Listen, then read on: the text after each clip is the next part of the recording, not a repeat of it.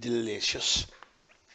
Look at me being a special little snowflake recording, dare I say, 2 episodes of the Two Drink Tim podcast in a row.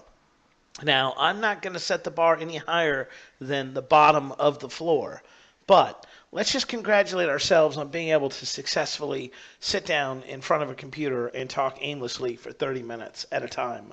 Not once, but twice, ladies and gentlemen. I'll hold for your applause. Keep it going. Keep it going. Don't care what the other people in the other cars are thinking while you're just driving, clapping. So if you're in the middle of a police ticket, be like, I'm clapping my way out of this ticket, Lord. Doing this. What's up, family? Good to see you.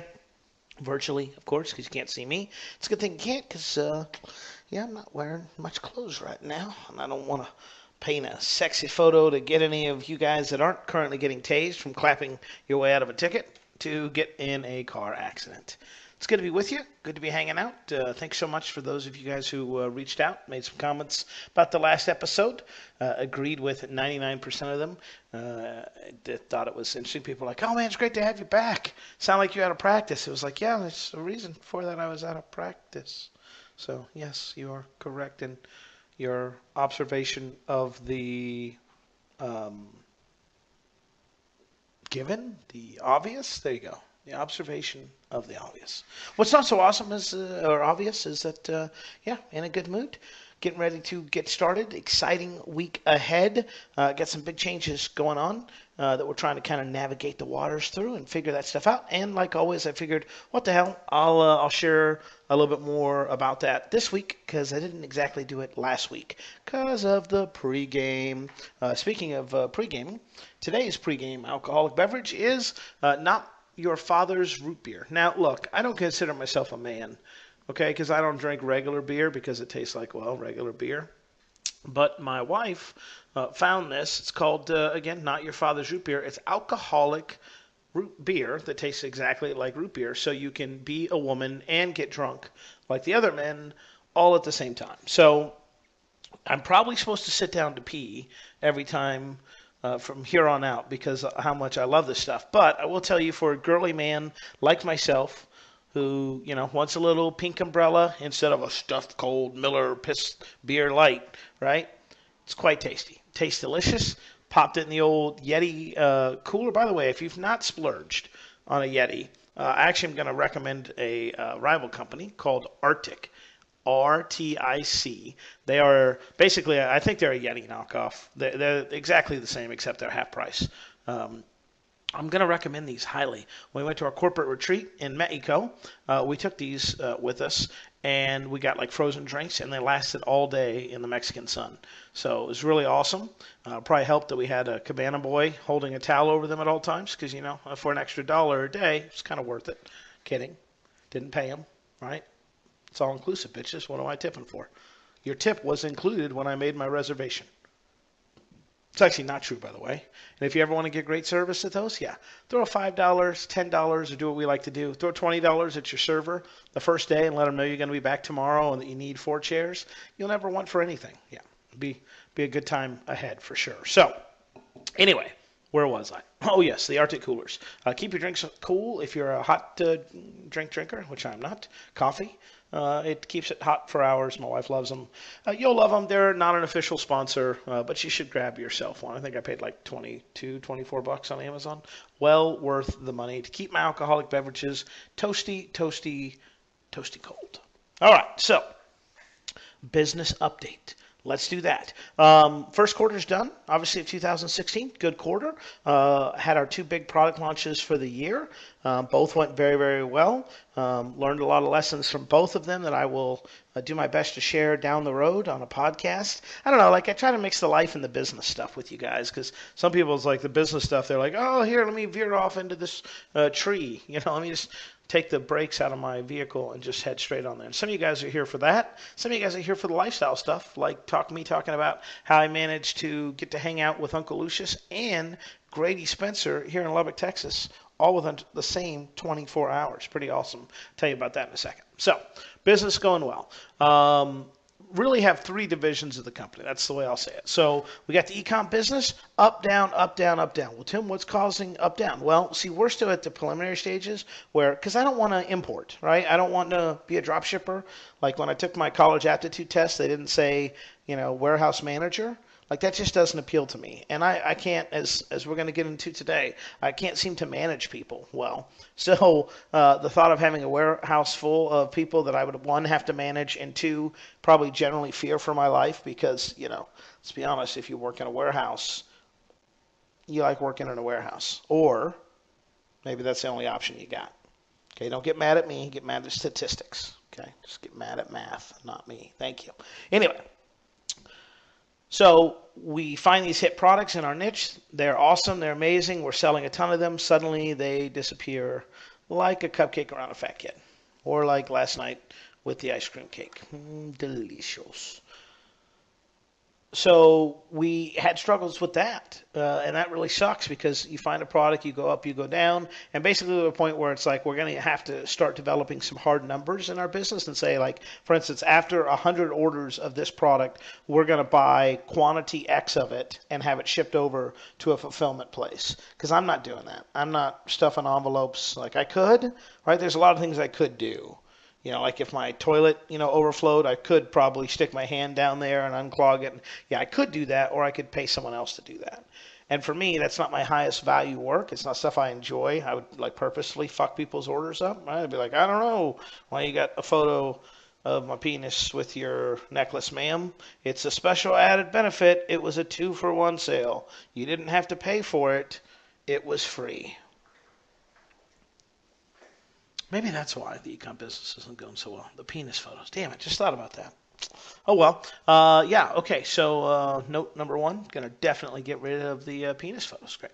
So up, down, up, down, up, down, on top of staff upheaval and people moving on and stuff like that. It's just been a pain in the butt. I still want to get into it. I honestly don't know if we're going to stick with this niche. I like the niche. Actually, let me rephrase that. I don't know if we're going to stick with this niche because I could give a shit about the niche. I like the money the niche makes. I could care less about the niche. All right? It's not something I'm passionate about.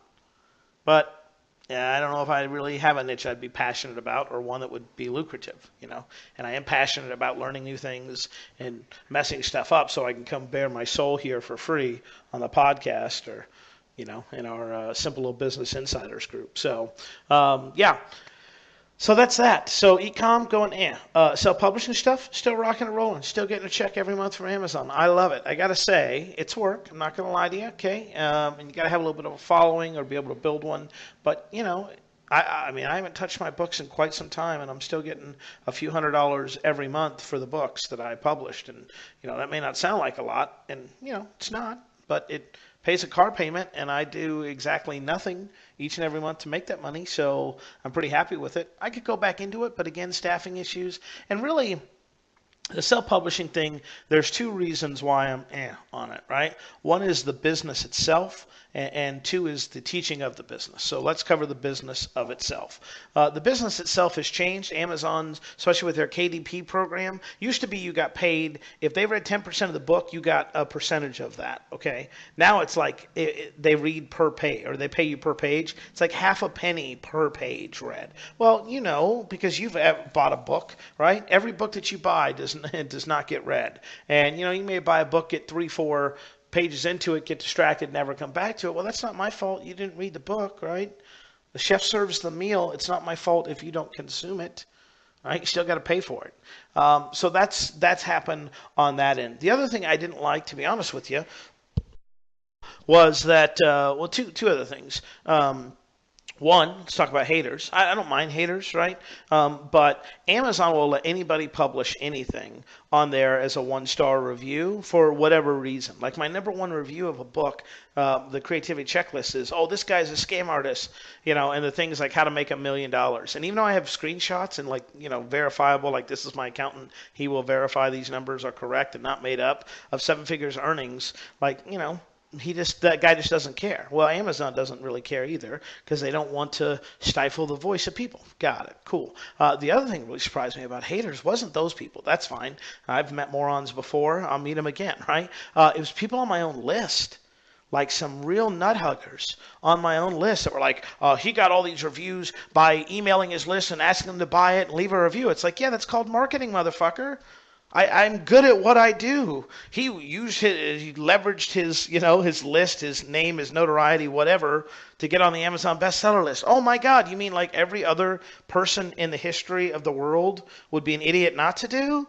But that just really surprised me. Like, I'm used to getting taken on from the front. I got no problem fighting you face to face. But when you pull a bitch move, right, and you stab me in the back, right, in between just taking on mounds and mounds of dudes and giant horse cocks in your face, that's just how I imagine these haters live. Like, in between just blah, blah, blah, blah, blah sessions, right? They went over, they mouth breathed their password into their track phone. They moose knuckled their Amazon review, totally miswritten and misspelled. I know like, L-I-K-K-E, you with just a U. You're like, what? Did a millennial write this? Like, did a 4-year-old get a hold of your phone while you were doing this? What's going on? But that sucks, right? So that happens. And then the last thing I didn't like is the devaluing of information. Like, don't get me wrong.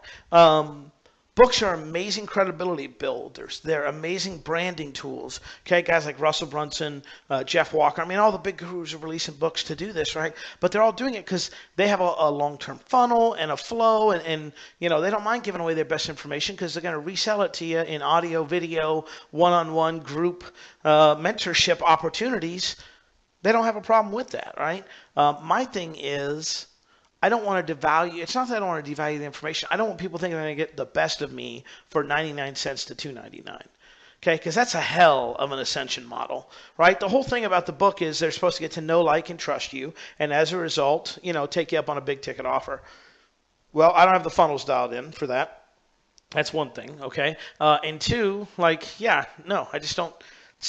Okay, maybe one day, but just not right now. So I have a lot of different ideas. I've got a lot of things I'm going to be testing. We're testing a new publishing model where it's our own content, and that's all I can really share on that right now. But if it works, I'll let you know, and if it doesn't work, you for sure as fuck know. But that's what's going on self-publishing. It's kind of in neutral, but still bringing us cash. And, of course, we got our teaching business, the I Am Biz. That's going amazingly well. We just had our biggest promotion ever, and, for all the stuff I'm about to bitch about, life is pretty damn good. Anytime that you're laying in bed and you're griping because you're like, I don't want to have to go to Mexico. I don't want to have to go to Florida again. If that's your first world problems, like, life is pretty good. You got it pretty locked in, and I definitely am aware of that. The one thing I don't have locked in, and the one thing that has been a constant aggravation all over my body, particularly in my anus, is fucking staffing, folks. Good Lord, I feel like I've tried it all. Let me just run down what we've tried, okay? I've tried hire overseas one-off person, so hire a Filipino, okay? Just keep it simple. I've hired U.S. individuals. I've hired U.S. agencies. I've hired overseas agencies. Let me tell you how those went. Okay. First, the Filipino one did not go well because I didn't know what the hell I was doing, right? And this was one of the first mistakes I made.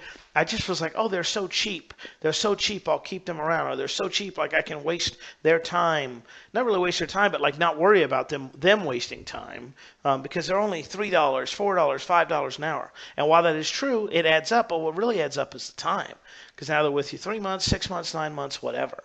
The other big mistake I made with Filipinos and really with a lot of staff is just trying to make them a jack of all trades.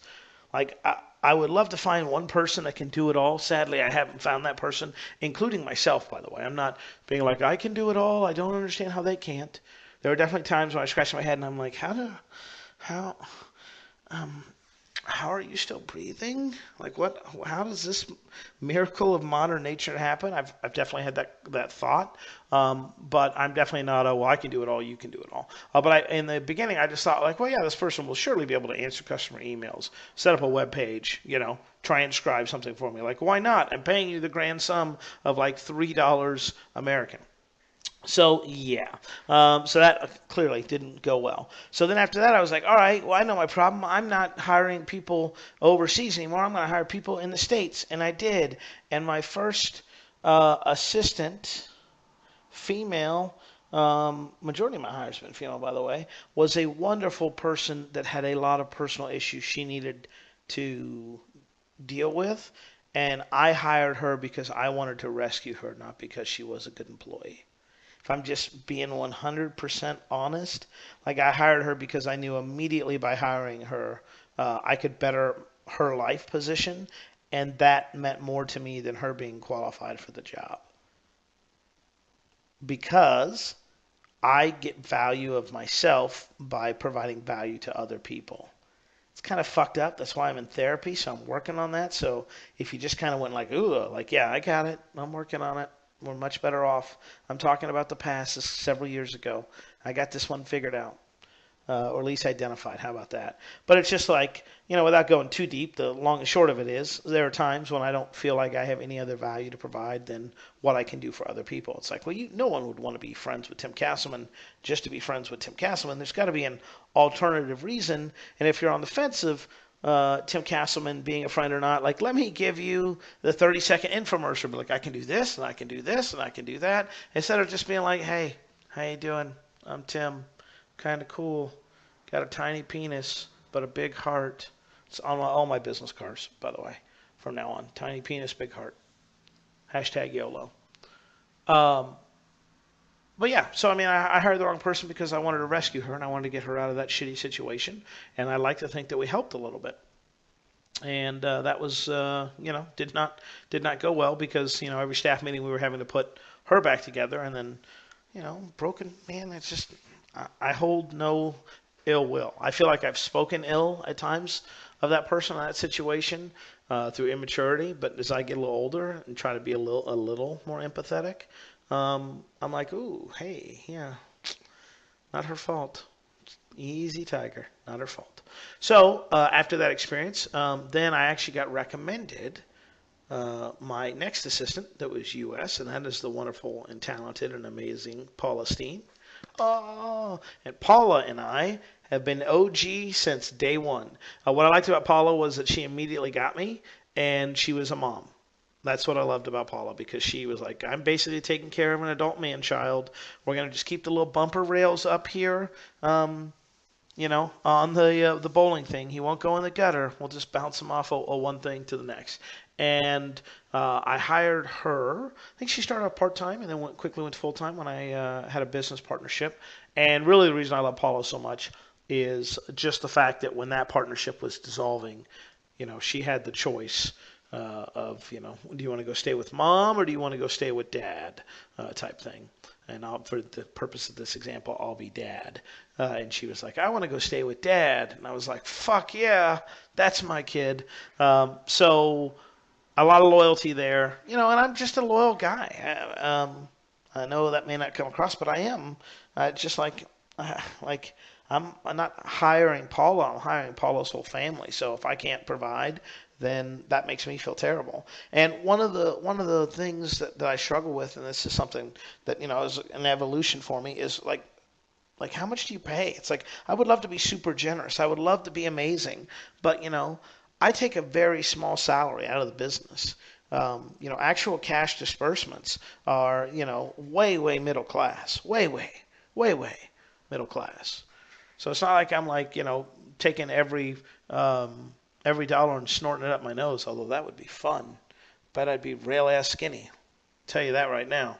Like, hey, what happened to you, Tim? Like, it's the cocaine diet. What you do is you go out, you get a kilo of cocaine, and you're either dead or skinny by the end of it.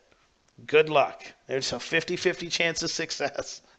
I'm 114 pounds. You can actually count my ribs. Those aren't six-pack abs. Those are my ribs. And yes, that is my heart beating out of my chest. And the oxygen mask is where my nose used to be. But look at those deltoids right there. Yeah.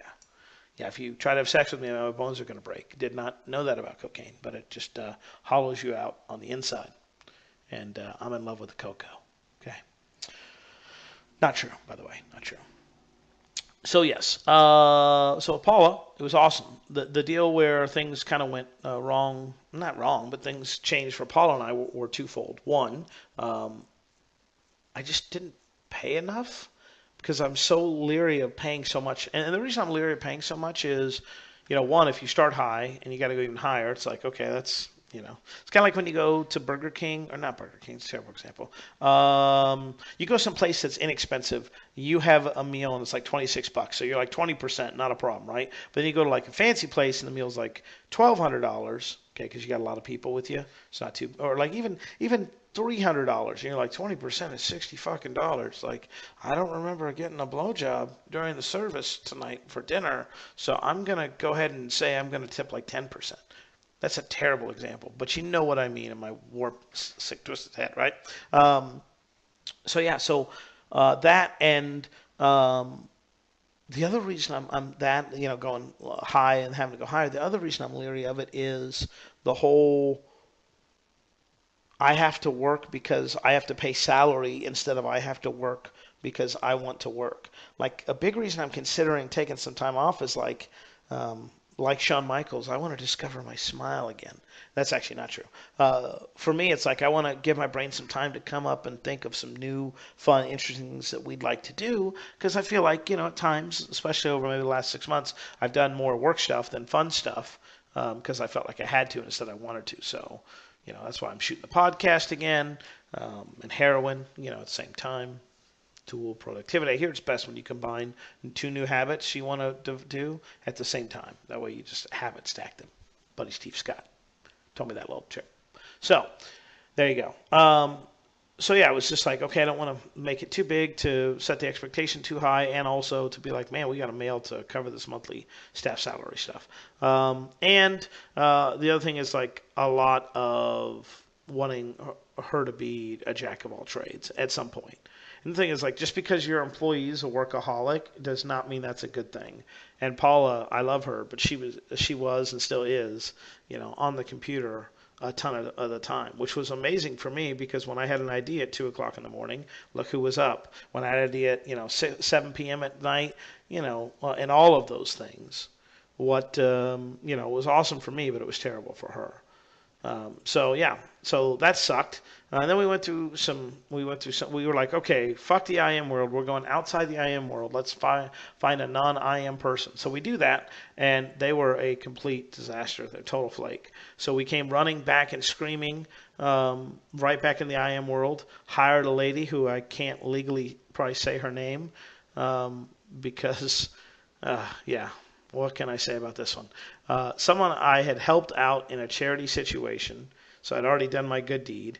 Maybe a little bit of rescue in there. I don't know. I'd like to think not because they were highly capable and had skills and had a nice resume. And someone I thought I could do both. I could help, but that I wasn't 100% rescuing. But also someone that's qualified and coincidentally paid them the highest I'd ever paid anyone because I was like, we're going to fix the staffing issue. So we paid, the highest we'd ever paid. Within 90 days, and less than 90 days, they come and demand a $9,000 raise. Oh, by the way, a week or two before our biggest launch that we've already paid for them to go out and be a part of. And we've spent some serious money on this person. And of course they didn't make it, right? It was like, no, today's your last day. Sorry we couldn't have any cake. Just enjoy that $700 we just wasted on you on a plane ticket. So then I'm like, okay, fuck that. I'm going to go agencies because I'm tired of this. So I hire a overseas agency in the Philippines, and I hire one up in Canada. At some point, I'll give the names. One of those two agencies, I'll let you figure out which one it is on your own, is currently suing me for $1 million. Remind me to tell you that story very, very soon about how, speaking your opinion out into the world can be very, very costly in someone's opinion. Anyway, long story short. So I'm like, all right, I'll hire the Canucks. I'll tell them what I want done. They'll tell the Filipinos what to do. They'll talk. I'll be over here counting my money Donald Duck style. And as a result, of course, none of that happened. Because the awesome thing about agencies is they do so much shit for so many people. The bad thing about agencies is they do so much shit for so many people. So it's not like you can go and be like, hey, Heather, I need you to get your shit together. Because if you don't, you're out of a job. Therefore, you're no longer eating and making money. It's like, hey, Heather, times 25 people. hey, I need you guys to improve, and if not, you can tell me to go fuck off because you have a million more clients, and you guys are just a revolving door of people basically on the back. And there's no, not that there's no loyalty, but there's just like no dedication. The water's coming over the bank. The agency's not going to save you. So I'm like, all right, I'll hire um, another person. I'll just hire a single person in the agency. We'll do a hybrid method. And that's what we were doing for a while. This person had a resume. We had a previous history. We had worked off and on a little bit before. And yeah, it is what it is. It lasted a little, about a year. Um, Still processing it all, to be honest with you. I think the biggest thing for me, and they can disagree, and that's okay. When they have their podcast, they can rebuttal all they want. I think the biggest thing for me was when we let go of the agency, the one that's suing us for the $1 million, right? Because they messed up a few $1,000s in online orders, allegedly, supposedly, right? That's kind of what the $1 million lawsuit's all about. Yeah. Against me, by the way. Did I mention they sued me? They lost a few $1,000 orders. We wanted that money back, and then they sued us because we told people everything that happened according to our point of view. I want to be very clear. Okay? Our point of view only, based solely on my experiences. Tim Castleman, president of Castleman Consulting, LLC. Go out and hug a lawyer today, because I guarantee you there's a few of them listening to it right now. Right now. I feel like that Van Halen song. Right now. Maybe it wasn't Van Halen. Fuck off. It was before I was alive. Okay. So had an individual and an agency. Then the agency, in my opinion, didn't live up to their end, so we fired them, let them go. So then it was just the individual. And we hired one person, we should have hired multiple people. And we just fell back in the same thing, jack of all trades. And the big thing for me was personality conflicts. Like, I'm a connector, and if I don't feel connected to you, like that's a problem.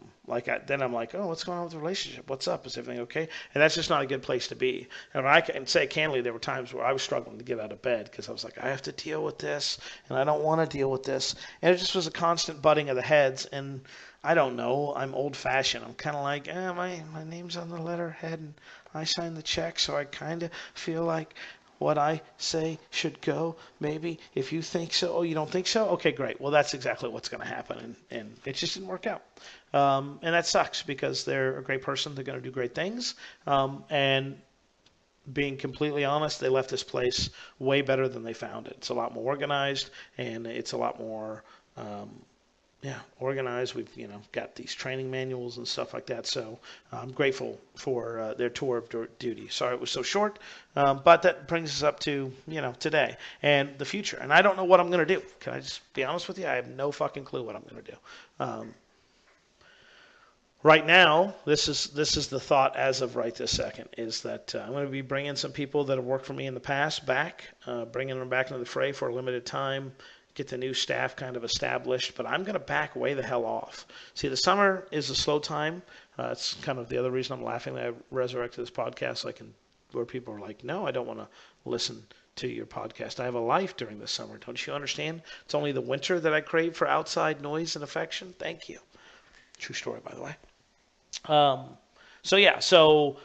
Summertime, a little slow in the business. I can afford financially to take some time off if I want to, and it may just be a good idea to do that. So I think right now I'm thinking of scaling back from 5 days a week to 2 days a week, and really 1 day a week.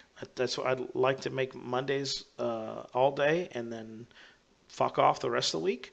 So I'm kind of working towards that. That's a possible goal of mine. The other option is to just say, fuck that, bust my ass for June and July, and then just take August off, because August, it's like, why are you sending me an email? One, I'm melting, and two, I have no money to spend because I'm spending all of it on air conditioning. Thank you. Please leave me alone. So hot. Send ice cubes. So I don't know what I'm going to do. I am leaning towards hiring a few people, and most likely overseas, just because, sadly, what I could pay, what they're rightfully worth, one U.S. worker full-time, like a super livable wage, where they're like, I'm not going to leave, I could take that and hire like 5 people over in the Philippines or there around that will erect a statue in my honor and kill a local person every time I come to visit just because of the salary that I pay them. Because $1,000 here is like, oh, thanks for the latte money. Over there, they're like, like, he may name my child. And speaking of naming children, let's do the hardest transition ever and talk about Grady Spencer and some music stuff and go from there. Oh, before we do that, can we just do an about face? So just imagine this. We've just done a U-turn, and as we've done the U-turn, we realize, oh shit, we actually are supposed to go down one more block before we did the U-turn. Yeah, that's just what happened. Okay, so I walked you through the staff stuff. I didn't really talk about where I think some stuff fucked up. So let me share that. I'm just going to go down the list here. The listicle. 1, cheap people. Hiring people because I thought they were cheap. It's like, oh, and dealing with the substandard performance and or expecting too much for that money. It's like, you pay someone $3 in the Philippines, that may be a decent wage to them, but it doesn't mean they're robots. It doesn't mean that, that you can just be like, grind, grind, grind, mush, mush. So that was issue number 1, just hiring cheap people, not really having expectations, not having real clear guidelines, not having, we have like a thing to get the job interview, but not like a job description because it's like, well, you're going to do everything. Like I could just write that on a job description. Your job is everything when it really shouldn't be. So that was mistake number 1. Mistake number 2, hiring people for the wrong reasons. I put here broken people. That's not right. Okay, it's just people going through a tough time. It's like if someone's really depressed, I mean, there's been months and maybe some would even say years where it was like, super mopey and depressed. It doesn't mean I was like that before that. It doesn't mean I'm like that now going forward. But maybe I had a rough patch. You just don't know. So they're not broken people. I apologize for writing that down. Shame on me. I'll really beat up my penis after this podcast. Feeling terrible about it. No, I really do feel bad about that. Like people just going through a tough time, or people that you're like rescue them. If you're not hiring them because they're the best candidate for the job, you're fucking up. Whether that's look, attitude, whatever. If they're not the best candidate for the job and they don't click, and that's the other thing. Like it doesn't matter if they're the best candidate for the job if you don't click or something's off. Like trust your gut. It's like Like for me, I want to start off with a project. I want you and me. We're going to work on a project. Then we're going to start some part-time stuff, right? So we're going to go on a blind date. Oh, that worked out. All right, let's see each other a couple times. And then, date number 3 and 4, be like, hey, you ready to make this serious? You ready to make this serious? You ready to be exclusive? You want to only see each other's naked bodies forever? Like, why are you running? I just meant, do you want to stop having sex with, hookers? That's what I'm asking for. So people need rescue. The other thing is, and this is me, I hate training. Like, it's weird. I love teaching. I hate training. I hate, you're asking questions, it's inconvenience me. But I got to do that stuff. I got to train the trainer, right? You got to train the people. One of the things I recommend that we're doing, we're having PDFs done. We're shooting videos. We're going to have a whole training area. Like, we're not messing around with that because I'll tell you, it's expensive as shit at the end of the thing to either 1, recreate it, or 2, to be like I am, where I'm like, you sit here and do practically nothing but document for several weeks for several $100s per week. And thank you when you're done that it didn't cost me more. Okay, so no lack of training or just no training altogether. The other one is like lack of vision provided and expecting them to care. That's what I wrote there. For me, it's like you're the leader and you always have to be the leader. And it sucks being the leader sometimes. Because there's times like right now where I'm just like, you know what? I'm going to hand off the ball to you. You go ahead and run for a little bit. And when you do that, most of the time, at least in my experience, other people may be different because they may be awesomer than I am. But my experience, they don't go anywhere with it because they get the deer in the headlight looks because that's why they're an employee and that's why you're the entrepreneur because you're providing the goal and the direction and they're there to help execute. And you guys work together, but you got to provide your part. You don't provide your part, they don't have an operating plan or a blueprint or whatever analogy you want to use, right, to make it happen. So you always have to have that vision. And also part of that vision is telling them why you're doing certain things. It's like, why are we building this wall? Well, we're building this wall to protect this city. And if we don't have this wall, then, people can invade, people could hurt us, our crops could be stolen, our livestock could be stolen, our children could be snatched. It's like, just explain to them why it is that they're typing up a PDF report on Friday at 4:30 when they'd much rather be doing anything else besides that. Jack of all trades, talked about that. Just trying. When you hire one person, they're going to be good at like three or four things, kind of like you're good at three or four things. Then you got to go find someone else that's good at the other three or four things you need done. It sucks. It's expensive. I got it. You don't always have to hire. Sometimes you can do contract work, but it blows. I totally understand that. I really do. But at the end of the day, man, you know, it's life. You don't have to like it. Right? I don't like that I have to hire a whole new staff again for what feels like the umpteenth time. But you know what? That doesn't change the fact that I still got to fucking do it. And hopefully I'm going to do it better than I did last time. And in 5 years, I'll be looking back and cringing at all the shit I did now. And then 5 years from that date, I'll be doing the same thing because you're always growing because you never get to the top. You're not DJ Khaled. You're going to catch an L, right? You're not one of one like he is. Not one of one like he is. You're going to catch an L. And as a result, you always got to be learning. By the way, if you need a good laugh, I think I said this last week. I'm going to recommend it again. DJ Khaled. Just type in DJ Khaled, hot wings on YouTube. Watch it. Eat some hot wings. It's hilarious. It's hilarious. So no jack of all trades. Find specialists, hire them, contract, part-time, full-time, whatever. None or very weak feedback. One of the things I'll be doing is kind of having an initial expectation meeting, and then, okay, 30 days from today, we're going to do a review. That's going to be on the calendar. You're going to know about it, and I'm going to know about it. And do that actual review. Because they need to know what they're doing right, and they need to know what they're doing wrong, and you need to have a safe space, right? It's a safe space. You can drop a child off, or I can tell you that you're fucking up the TPS reports, and what the fuck is wrong with you, and why don't you understand that? Stop crying. Stop crying. Okay? So provide the feedback. The other thing I would add there that I didn't have before, but it's totally true, is like praise. Praise your people. I am terrible at this.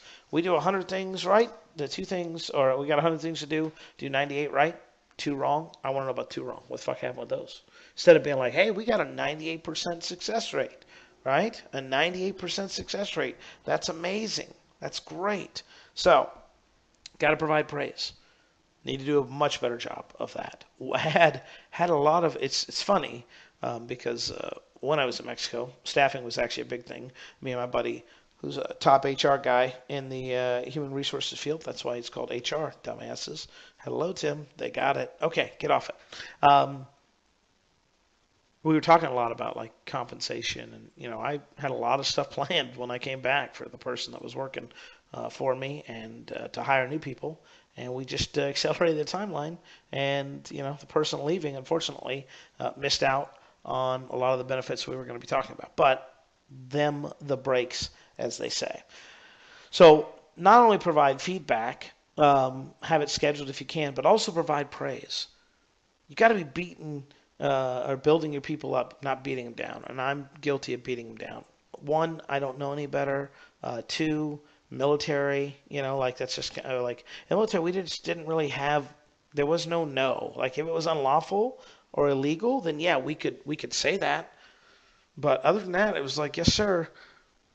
My job was to work in a building all day, but if my boss came and was like, I got a shovel, there's a hole, I want you to start digging, I'll tell you when to stop. Eventually, like a month into it, somebody would be like, Sergeant, what are you doing to that airman, and why is he crying? Like, oh, yeah, you know what I mean? Like, it's weird. And the other thing is, and this is just me, and probably not realistic, I'm just like, hey, I pay you to do a job. Like, I just want you to do your job, and that job's ever changing. And like, yeah, I'm not wasting your time ever because I'm paying for your time. So it's not like I'm taking free time away from you. So yeah, there you go. But at the same, you got to build them up. You got to treat them great. You got to treat them, like you spend more time with your staff than you probably do your own family. So to not treat them well, to not praise them, and to not acknowledge them. Book to help, by the way, 5 Love Languages, great book. Great book, great book. 5 Love Languages, awesome book. It'll help you understand some of your staff members, how they feel loved and appreciated. For instance, Paula, words of affirmation. So, she likes cash, that's cool. But, if I tell her, hey, Paula, you did a great job, like that makes her whole day. Whereas, like, some people are like, hey, if I do a good job, like, send me a pair of headphones, boss, because you seem to have 500 of them. You jackass. Yeah, so that's that. The other thing is like cool boss versus feedback loop, and that's the thing. Like when you have to have those hard, difficult conversations, I don't like those. I want to be the cool boss. One, I don't want to be a boss at all. Again, I'm like, hey, you're an adult. You should manage yourself. I give human beings too much credit sometimes, and sometimes, candidly, I don't give them enough credit. But yeah, cool boss versus like, hey, that's not okay, and like stopping the problem when it happens. Don't be like, well, you only beat that child about the head and face one time. It's probably not going to be a forever thing. Just stopping it and be like, hey, that's not okay. You can't punch children in the face. They fall and flail to the ground. For one thing, it's two, it's terrible. Stop doing that. Okay. And then the last one, lack of advancement and flexibility. Well, when you're one of one and you're not DJ Khaled, in my company, like there's nowhere you can advance. So advancement's got to come other places. Time off, money, hours, different things like that. So not having advancement opportunities and clear advancement opportunities. I think it was Brian Tracy.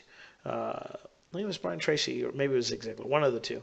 Basically said, like, when they sit down, they give an employee a raise. They go, okay, Bob, we're going to raise you up to $13.50 today. Congratulations, appreciate our hard work. Now, Bob, here's the deal. We want to give you more money. We'd like to get you to $15 an hour. Here's what we need for you to do to accomplish that. When that's done, you bring it to me. You let me know that those things are done. You bring it to me. You take the role on this. And then we'll get you bumped up. We'll make sure that everything checks on our side, and then we'll bump you up to $15. As I said that, I'm like, that's fucking genius, Tim. You should do that. I do not do that, but you should do that. I'm going to do it. In fact, I will do that, and I'll let you guys know how that goes. Okay, committing to doing that. The other thing is flexibility. It's weird, being a lifestyle entrepreneur with private jets and villas everywhere that are totally rented and complete bullshit. Right? I want my staff to be pretty rigid. Like, I want to be able to, since they're not local, I want to be able to reach out to them on the phone. Not even on the phone. I don't want to talk to you. No one's dead, right? I want to be able to text you. I want you to be able to call you. But I kind of want you in-house, and I want you working, or the perception of working, by being at the desk. And I hate that because as an employee, I hated that. So I know how much it sucks. But that's kind of what I want. And for years, when stuff like this has come up, one of the things I've always joked about is like, oh, well, I was a shitty employee, so, this is just karma. And it's like, I'm just publicly declaring, like, I've had enough of karma, right? Like, and that's no longer an excuse because, yeah, I may have not been the best employee, but that doesn't mean that I have to pay for those sins repeatedly, whatever the English word is, you fancy pants politicians, you northerners. Anyway,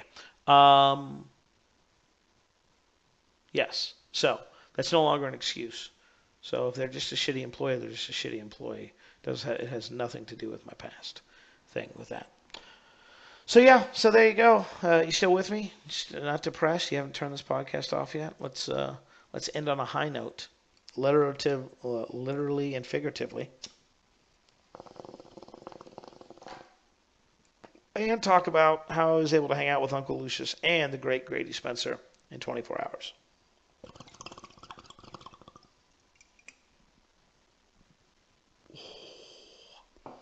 By the way, for any law enforcement or family listening to this, it's a hookah. Just has peach flavored tobacco in it. Nothing to worry about. I promise. All right, Grady Spencer, Uncle Lucius. Yes, the great and talented Uncle Lucius came back to Lubbock, Texas. Excuse me one second. Had to cough. Didn't want to do that in your ear. Uncle Lucius rolled back into town. It was awesome. It was great to hang with them. They did a show at the office. Probably my 14th time seeing Kevin. It's amazing. He knows who I am because of the podcast, so I'm grateful for that. My friend Chase, who has seen him as many, if not more times than me, still does not have any clue who the guy is. I don't feel bad because the guy's doing a million shows a year. Like, probably barely remembers half his lyrics, let alone, hey, remember that one time we got really drunk? The 1 out of 364 times a year that's happened to you, and the one time it happened to me. So, anyway, life happens, right? Great guys, amazing musicians. Guys that when you see live, you're like, how are you not bigger? Like, what's going on with you? Why aren't you on CMT or anything like that? Like, why, why are you playing here? Like, great to have you. Love having you. Love having you. But what are you doing here? Should be way bigger. And yeah, they were great. They were awesome. Then got to do something really awesome. Something I honestly never thought I'd be able to do. And I didn't even do it, which is, I guess, awesome. I got to experience the joy without the work of it. Grady Spencer came to town, played a friend of mine's, his fiance's birthday party. So we booked him privately, which was amazing. And if you get the chance to do that, I highly recommend it because it was pretty much a private show for myself, my wife, a few friends. And he got up there and rocked the house for close to 2 hours. Played a lot of his songs, played some great covers. Just a great guy. Like, just a salt of the earth dude that I'm honored to have, invited out and get to know. Every time I get to hang with that guy, I'm like, we should be best friends. We should definitely have matching tattoos at this point because you seem cool and, well, I know I'm cool. So why are you walking away? I don't understand. Does this rag smell like chloroform? What's going on here? Why is it so dark? So that all led me to the idea that I'm going to be working on a little special project. It's going to be a birthday bash. Basically going to do it here in Lubbock, I believe, and going to try and get 4 or 5 amazing artists to come play on or around my birthday. It's actually going to be around, can't be on, because I'll be in Vegas at the time of my birthday. I know, oops, excuse me, let me pick that up. Humble brag, right up, pick that up right off the floor. Put that right up there for you, baby. Going to be doing that. See if I can't get some of these awesome musicians there. Talked a lot of business with Grady. It was cool to be able to do that, and he didn't seem too annoyed. He's probably like, Jesus, this guy asked me another stupid fucking how much you make off a CD question. I'm gonna take my 2 remaining guitar picks, and I'm gonna form a shiv, and I'm just gonna right inside of the neck. That's what I think's gonna happen. So that was awesome. Been playing some. What's the game on Xbox? Oh, Rocket League. It's a great game. You're a car. You hit a ball into a net. I'm a grown man child. Get off me, okay? I've lost ridiculous hours of my life. In fact, as I'm recording this late at night, Sunday night, I'm literally waiting for a text from my friend to be like, Rocket League? Question mark, and be like, oh, looks like Timmy C is not going to bed till 4 a.m. again because of this fucking game. That's amazing. So yeah, so that's happening. Let's see here. Any good books that I've read lately? No. I'm sure there haven't. I just haven't remember them. Let me give you an album recommendation though while we're here hanging out. The artist name Red Shahan, R-E-D. You got that right? Okay. Shahan, Shahan, in his album Men and Coyotes. Now, when you look at the album cover, you'll see him with his big shit-eating hat. I think it's shit-eating grin tint, whatever. And, some type of fancy car behind him. You're going to think, oh shit, this is a country album. It's not a country album, ladies and gentlemen. There are a few country songs on there. But by and large, I would say it's not a country album. What it is it is an amazing album that I would highly recommend that you check out. While you're doing that, and you're at the old Spotify's, may I also recommend that you pick up the newest one by my good friend Grady Spencer, who has not paid me or asked me to endorse this. I'm just doing it free of charge because I love the man and I love the music, is The Line Between. The Line Between. It's Grady Spencer in the work. Just great songs, like mature music. Love me some mature music, like a guy who's not talking about like I'm gonna ask her out on a date. It's more like I'm divorced, I got 6 kids, no money. What am I doing? Not that drastic, but get the point. It's great, great. Those 2 albums right there, they'll rock your eardrums for a little while. Yeah, that's it. Speaking of eardrums, I'll make one last recommendation. Well, I haven't had these enough to recommend them. I'm trying these out. It's from a company called Me Audio, M-E-E Audio, obviously, and they're called the M6 Pros. They're in-ear monitors. They're supposed to be really fancy and really good. They were like $60, which for you headphone people are like, oh my God, my $10 Skull Candy ones rock. Yeah, put those pieces of shit away, although they are awesome for what they do. Go get yourself a pair of nice headphones. Thank your boy Timmy C when you're done. I promise you, your world will change when you put some nice earbuds in your ear. So with that, I'm going to wrap up this extended edition of the Two Drink Tim podcast. Give me some feedback, folks. I really want to know. Do you like the business shit, or do you just want me to talk about my crazy adventures and how I'm slowly trying to kill myself by requesting specifically at their birthday party a corner piece with extra frosting? Who does that? A guy who doesn't want to be able to feel or see his toes by the time he's 40. That's who. That's who. All right, folks, I'm out of here. Until next time, be good to each other and yourself. Who the fuck says that? I was like, as I was saying that, I was like, you're stealing someone. I don't know. Whatever. Go do whatever you want. Just make sure you're back here for the next time I record one of these fucking things. Talk to you soon.